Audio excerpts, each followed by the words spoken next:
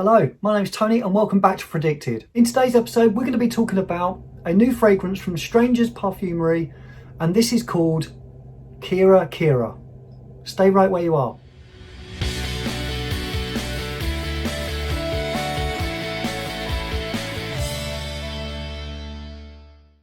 Firstly, I need to thank Bloom Parfumerie for supplying this sample to me.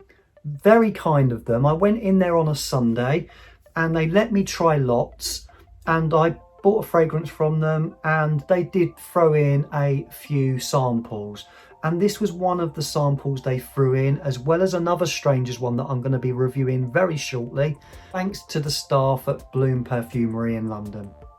So again, thanks for joining me. If you haven't subscribed to my channel, please consider doing so if you enjoy my content. It will really help my channel grow. Don't forget to hit that like button as well. You can also find me over on Instagram under the same handle, Fragdicted, so I'll put that here for you. So let's get into the review. This is a new fragrance for Strangers.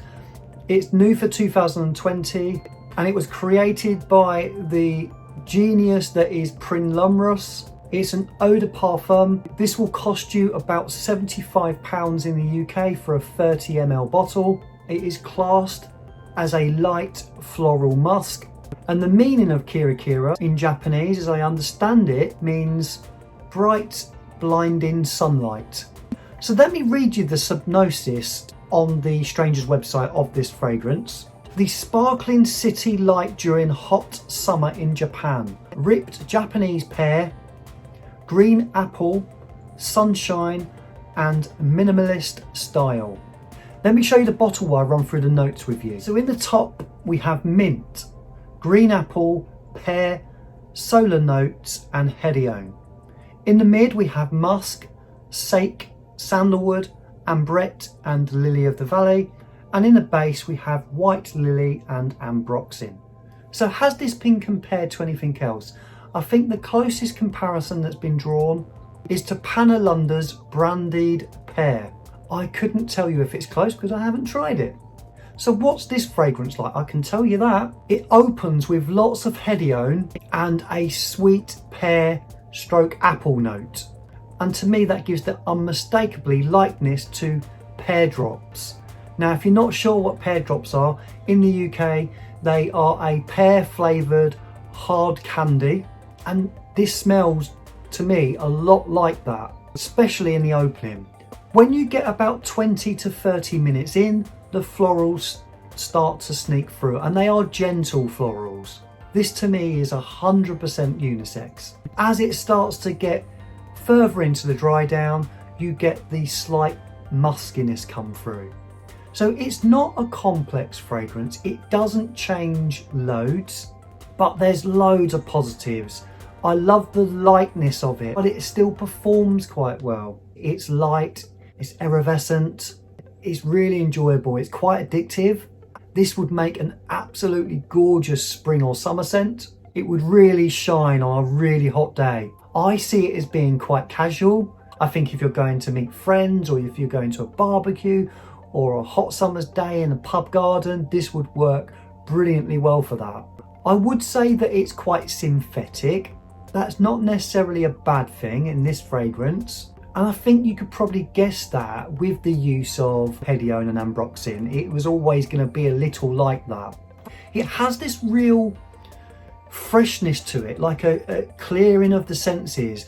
I don't know if you've ever smelt a pear drop as well as tasted one, but they have this sort of freshness and something that seems to clear the nostrils out a little bit.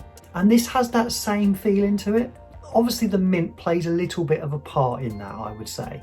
So this never takes itself too seriously. It does have that sort of Japanese feel to it. It just feels very colourful and playful. It's never too serious, it's very light-hearted, and I tell you what, it is very easy to wear. What would I rate this out of 10? It's solid, it doesn't blow your mind, but it is very enjoyable and addictive. I'm going to rate this a 7.5 out of 10. If you love pear fragrances, I think you'll really like this. Like I said, it's just very addictive and playful. I think this is a real testament to Prin's lighter, playful side. It's very artistic as well. I can imagine he really had fun making this fragrance, and it really shows. Performance for a sort of quite a fresh fragrance, it's actually quite good. I think obviously the ambroxan's really helping with that. I get 2 to 3 hours of really good projection. Then once the top notes and the pear starts to fade away, it sits nicely and softly on the skin, probably for about 7 hours in total. It does sit quite close. Once the initial projection goes away after the first couple of hours, it then comes in a bit closer to you, but you still get little wafts of it when you're moving about. So I hope you enjoyed this review. Again, I know I said it at the beginning, don't forget to like, don't forget to comment. Have you tried this? Do you think you would like it? What's your favourite fragrance from Strangers? I look forward to seeing you again in the next one. Don't forget to keep smelling wonderful.